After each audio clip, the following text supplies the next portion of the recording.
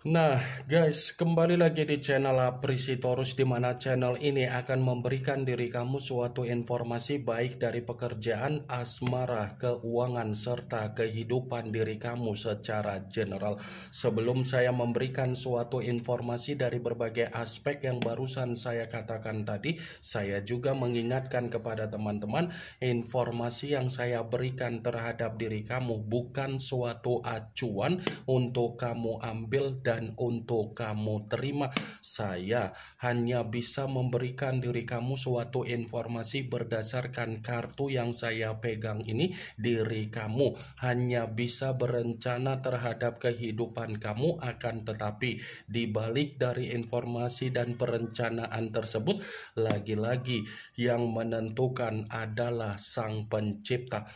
Sebelum saya mengambil satu persatu kartu yang saya pegang ini secara acak, saya juga mengingatkan kepada teman-teman apabila ketemu dengan channel saya agar menekan tombol subscribe-nya dan menyalakan loncengnya supaya next video saya lebih semangat untuk memberikan suatu informasi baik terhadap kondisi energi kamu, manusia yang selama ini kamu prioritaskan, serta pihak ketiga dia.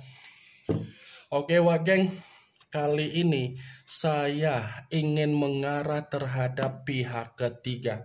Hanya sekedar ingin mengarah dan ingin mengetahui bagaimana situasi pembawaan energi yang dimiliki oleh pihak ketiga. Situasi apa yang ingin disampaikan oleh kartu yang saya pegang ini? Apakah ada gambaran yang bersifat positif atau memang justru kebalikannya? Kita langsung saja.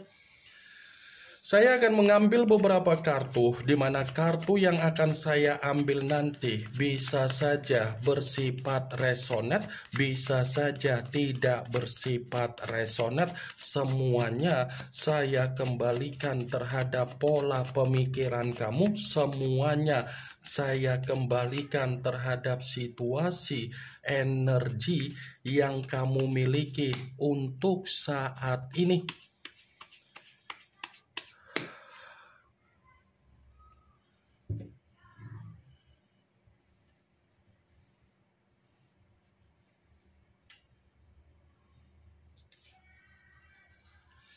Muncul kartu ini.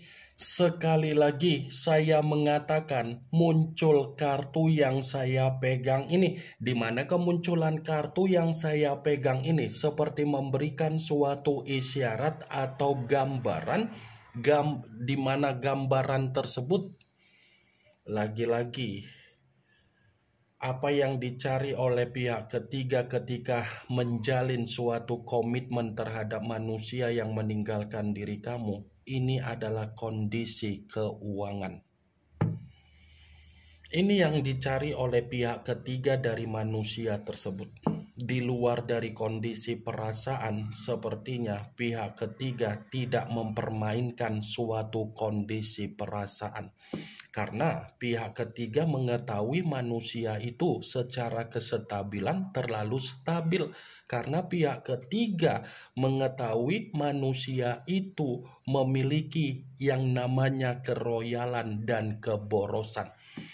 Kartu pertama yang saya pegang ini adalah kartu yang berbicara secara koin, tetapi koin tersebut terdiri dari 9 koin.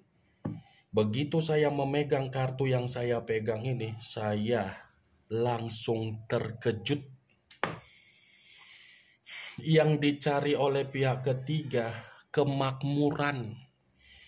Keuangan yang mengarah terhadap kemakmuran, tetapi perlu kamu ketahui, pihak ketiga menikmati kondisi keuangan tersebut itu hanya di awal.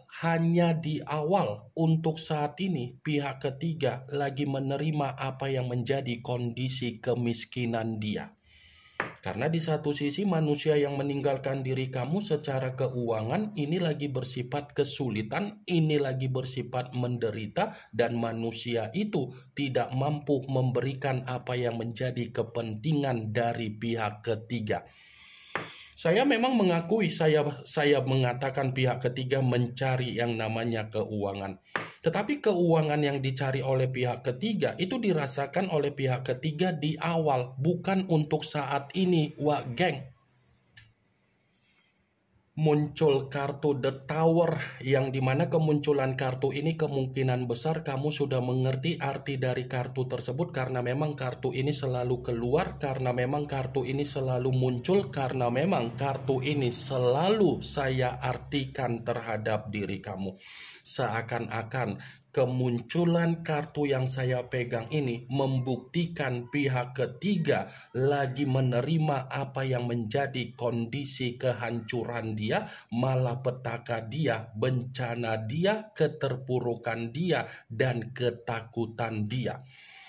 Wajar kalau saya katakan pihak ketiga lagi menerima apa yang menjadi kondisi kehancuran, karena memang saya tadi sempat mengatakan manusia yang meninggalkan diri kamu ini adalah manusia secara kondisi lagi berada di titik terendah.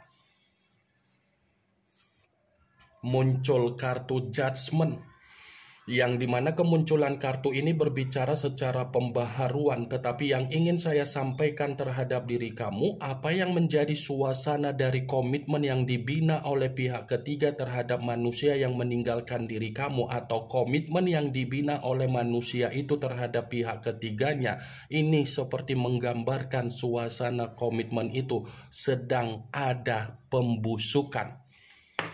Awalnya memang pihak ketiga menerima pembaharuan secara kehidupan. Awalnya memang pihak ketiga menerima apa yang menjadi kemajuan secara kehidupan. Tetapi itu hanya bersifat sementara waktu. Hanya bersifat di awal. Bukan untuk saat ini. Untuk saat ini yang diterima apa? Pembusukan.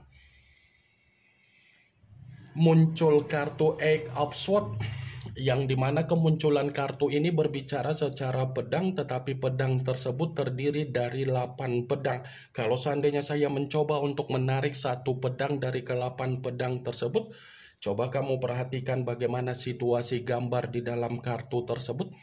Coba kamu perhatikan bagaimana situasi gambar di dalam kartu tersebut. Seseorang yang terikat tetapi mata yang tertutup.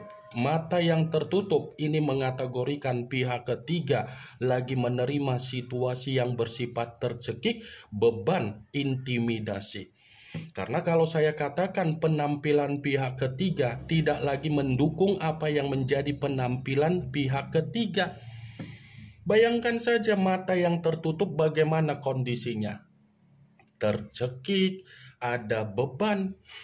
Ya wajarlah pihak ketiga tercekik secara keuangan. Manusia yang meninggalkan diri kamu ini sudah tidak mampu lagi, wah geng. Kalaupun kartu ini saya katakan terhadap manusia yang meninggalkan diri kamu, ya bisa saja komitmen yang dia lakukan terhadap pihak ketiga dia memberikan manusia itu suatu pengalaman yang bersifat buruk, memberikan sisi trauma yang begitu sangat tersiksa. Muncul kartu Six of Swords, yang dimana kemunculan kartu ini berbicara secara pedang kembali, tetapi pedang tersebut terdiri dari 6 pedang.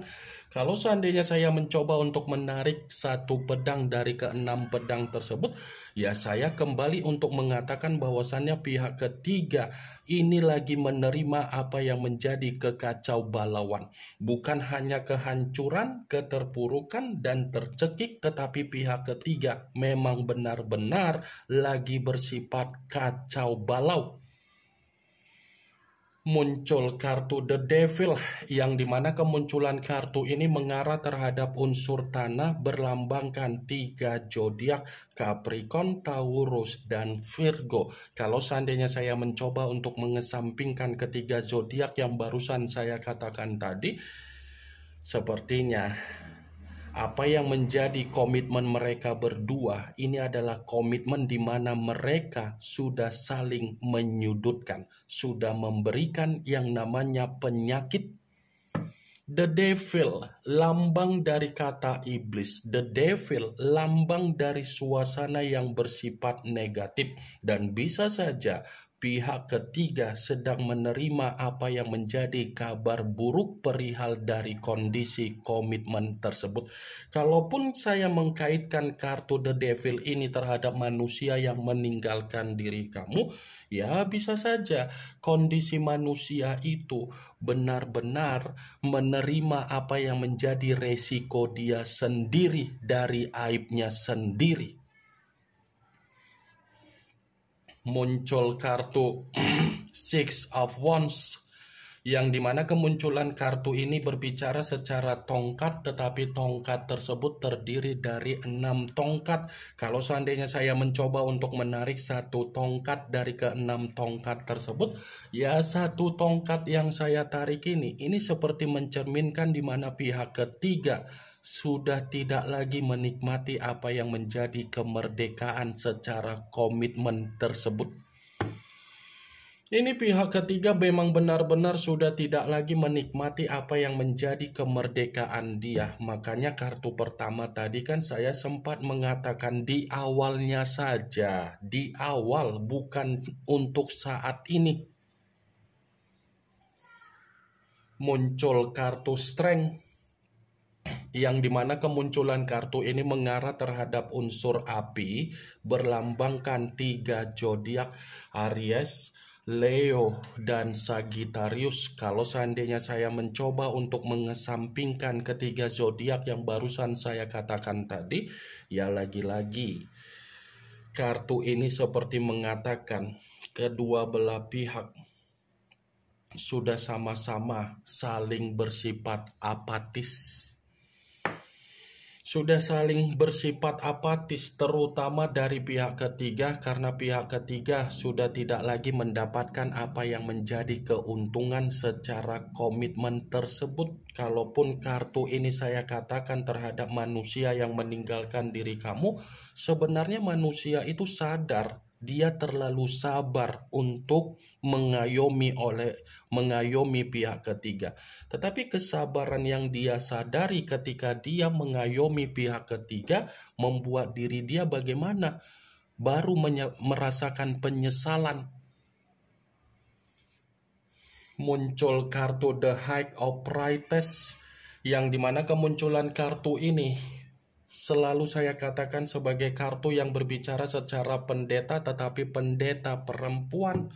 Kalau seandainya saya mencoba untuk menarik dari kata pendeta yang saya tarik ini lebih mendominasi untuk mengatakan perihal manusia yang meninggalkan diri kamu.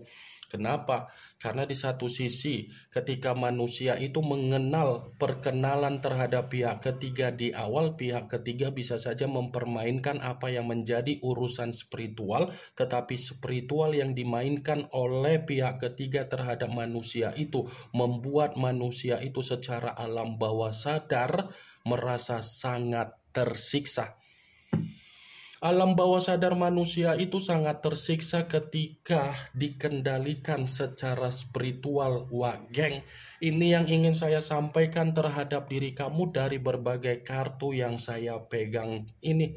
Saya memang mengatakan ingin mengarah terhadap pihak ketiga. Tetapi bisa saja posisi energi di dalam kartu yang saya pegang ini, posisi energi tersebut ketukar, yang dimana manusia itu menjadi pihak ketiga di dalam hubungan orang lain. Kemunculan kartu The High of Priestess sebagai kartu terakhir yang ingin saya katakan terhadap diri kamu, sebagai kartu kesimpulan yang ingin saya sampaikan terhadap diri kamu. Yang positif ambil, yang negatif buang. Sekian dulu informasinya. Salam kartu tarot, salam zodiak.